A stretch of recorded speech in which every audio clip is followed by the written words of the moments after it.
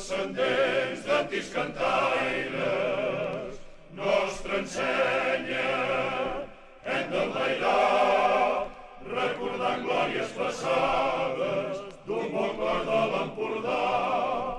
La taponera es nomena i agrupats tots entorn d'ell, serà sempre nostre lema, enaltir Palafrugell. Bé, aquest vespre iniciem la segona conversa de barraques del 2016, al voltant del món del suro, concretament el suro més enllà de la indústria. Avui parlarem d'un tema també molt vinculat a la nostra vila, la implicació de la indústria del suro a Palafrugell i comarca i els canvis que van comportar.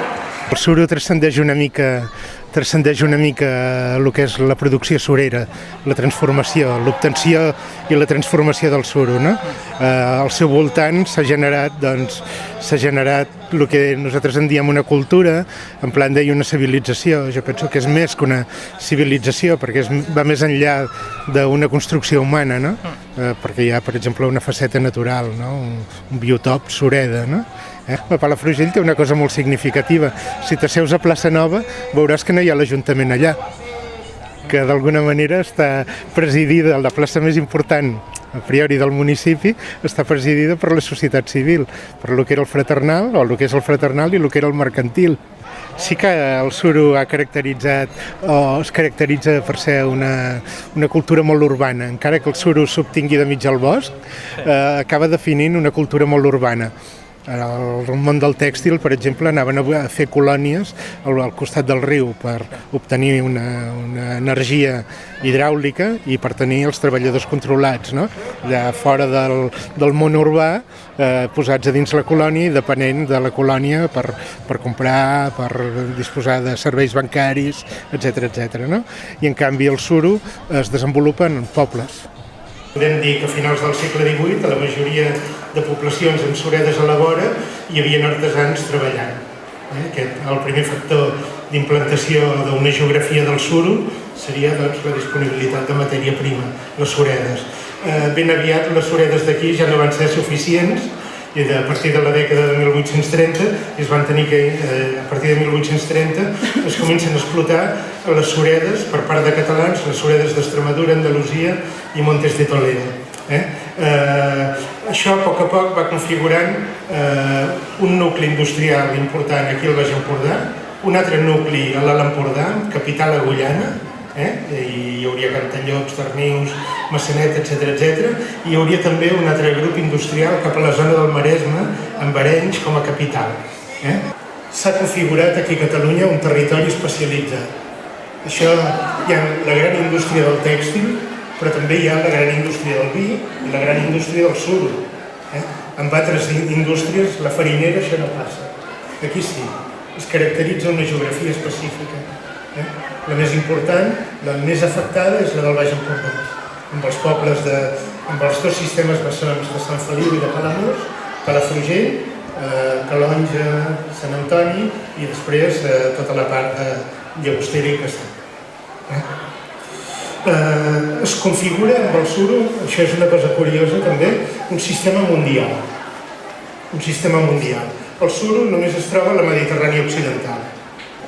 Es crea un sistema mundial d'intercanvi de matèria primera. Aquí dic Espanya, aquí a Catalunya ve primer suro de la resta d'Espanya, en ve molt de Portugal també. Portugal serà un país amb suro sense taps fins al segle XX i ve també del nord d'Àfrica, etc. Vindran empresaris. El suro era un material estratègic, era un material que avui dia substitueix els plàstics, els aïllaments artificials, etc. Que està substituït per això. Abans, si volien fer una nevera, necessitaven suro. Si volien tapar un líquid, necessitaven suro. I això feia que tots els països industrialitzats hi estiguessin al darrere. Si volien fer un motor, necessitaven una junta de dilatació de suro. I això va fer que hi hagués indústries a vegades generades a Alemanya, per exemple, que tenien una altra indústria a Catalunya, a Palafrugell, Sant Feliu de Guíxols, i en tenien una altra a Portugal. Tot un sistema capitalista. I al segle XX ja una fabriqueta petita de taps podia repartir taps a tot el món directament. la viuda d'Enric Bruguera de Palafrugell, una fabriqueta petita que va tenir 20 o 25 treballadors com a màxim, venia taps a Aràbia, venia taps a la Índia, venia taps a Sud-àfrica, venia taps a Sud-amèrica, Nord-amèrica i a tota Europa. Això era característic. Hi havia gent que parlava idiomes a les fàbriques senzillament per una qüestió de poder vendre. Si Catalunya era la illa industrial en una Espanya agrícola, si Catalunya era la fàbrica d'Espanya, el món del suro, sobretot aquí al Baix Empordà, és una illa industrial rodejada d'un món agrícola i com a illa industrial és absolutament urbana. És a dir, té els problemes històrics que té Barcelona. La Setmana Tràgica repercuteix d'una manera brutal. Hi havia tapers palamosins que tiraven dinamita. Es desconeix molt la història obrera encara en aquest país. Es desconeix molt, però això existia. Hi havia anarquistes tirant dinamita. L'any 34, aquí a Palafrugell, es van tirar trets. Ja, d'alguna manera, es veia venir el que seria el 36, amb els assassinats i tal. Bé, en Pep ens ha ofert una visió molt general, ens ha parlat de cultura, ens ha parlat d'indústria. Jo us parlaré d'un tema molt concret, vinculat amb el suro, que és el tema de les cooperatives de consum. Les cooperatives de consum als municipis surers. Són cooperatives que apareixen a finals del segle XIX, als municipis on la indústria té un pes específic important, i són cooperatives que perduren fins ben entrat a la democràcia. Apareixen en zones industrialitzades, en zones on hi ha una classe obrera potent, en zones on la classe obrera s'ha organitzat, o hi ha tota una sèrie d'organitzacions obreres, a més de les cooperatives, que afavoreix que aquestes organitzacions apareixin. Apareixen municipis surers, però també apareixen municipis on hi ha indústria tèxtil, on hi ha indústria paperera, a Catalunya principalment, i dins de Catalunya hi ha dos focus, diguéssim, un és la zona tapera, la zona surotapera, i l'altre és la zona metropolitana de Barcelona. Des de finals del segle XIX, a les poblacions sureres apareixen aquestes cooperatives de consum, amb l'objectiu del qual és eliminar, diguéssim, els intermediaris entre el consumidor i el productor. O sigui, l'objectiu de les cooperatives de consum, dels cooperativistes, és aconseguir un preu just de les coses. I és per això que creen aquestes societats, que són bàsicament societats que tenen una botiga per oferir en productes de primera necessitat, per oferir als socis cooperativistes, i sí que ho aconsegueixen en certa mesura, aconsegueixen oferir uns preus que són assequibles per a la majoria de treballadors. La primera que apareix és l'Econòmica Palafrugellense, que apareix el 1865. És la primera que apareix a Palafrugell, de fet és la tercera cooperativa de tot l'estat espanyol i és la primera cooperativa també de les comarques gironines. A la dècada de 1890 apareixen d'altres, una que es diu La Confianza, n'hi ha diverses. El que sí que és cert que a partir de la 1910, a partir de 1920, des de la Federació de Cooperatives de Catalunya, s'aconsella fusionar-los. Llavors, a partir d'aquesta època, les petites cooperatives són absorbides per les grans cooperatives, que és el que passa aquí a Palafrugell. La cooperativa de Palafrugell, l'Econòmica Palafrugellense, en primera instància va estar en una fonda, en els magatzems d'una fonda que es deia Cala Pepa, una fonda que estava al nucli antic de Palafrugell, o sigui, en la zona que es coneix com a dins la vila, i a partir de 1920, la dècada de 1920, el projecte d'en Rafael Masó és de 1926, és quan es construeix l'edifici de la cooperativa, una obra modernista de Rafael Masó, que actualment és la Biblioteca de Palafrugell. Aviam, hi ha un factor important en la desaparició de les cooperatives, o dos factors, millor dit. Primer va ser el franquisme. De fet, el franquisme va combatre el cooperativisme com a sistema d'organització. el va combatre i va suprimir moltes cooperatives, no? I després, a la dècada de 1960, apareixen els supermercats, amb la revolució comercial i tot el que significa, no? Això diríem que va ser el tret definitiu, no?, que va fer desaparèixer les cooperatives.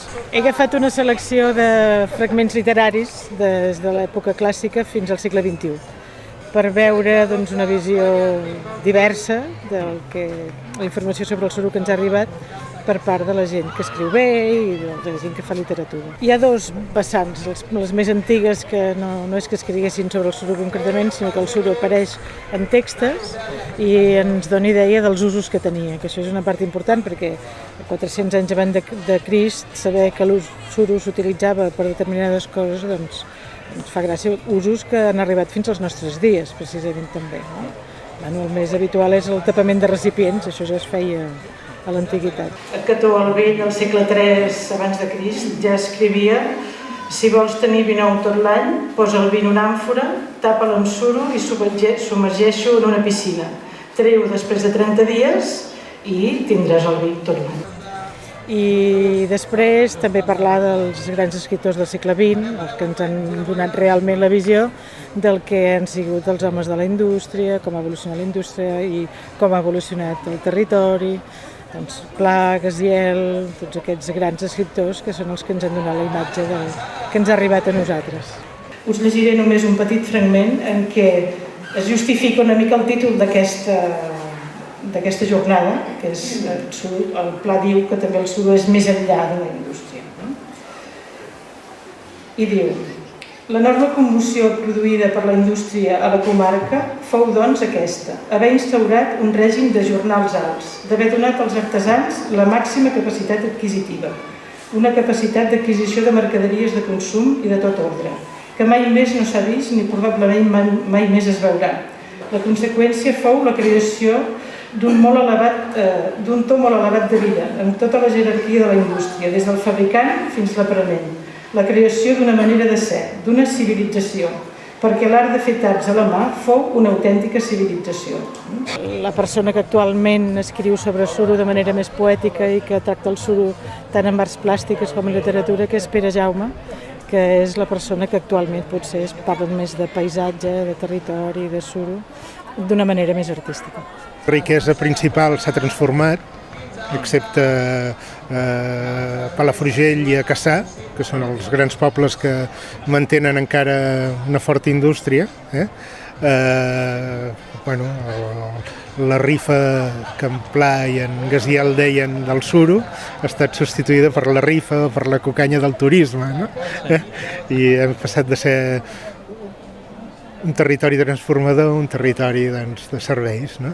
Bàsicament, i això ho canvia tot. Són verderols cantaires, són merles que hi fan cor, són passarells garlaires que tots canten l'amor, si canten l'amor. Les caderneres salten, refilen rossinyol, els pinsans també canten i tots plegats fan molt, sí, fan molt. Puntegen la sardana, lluen la seva llar, la terra catalana que tant es fa estimar. Tots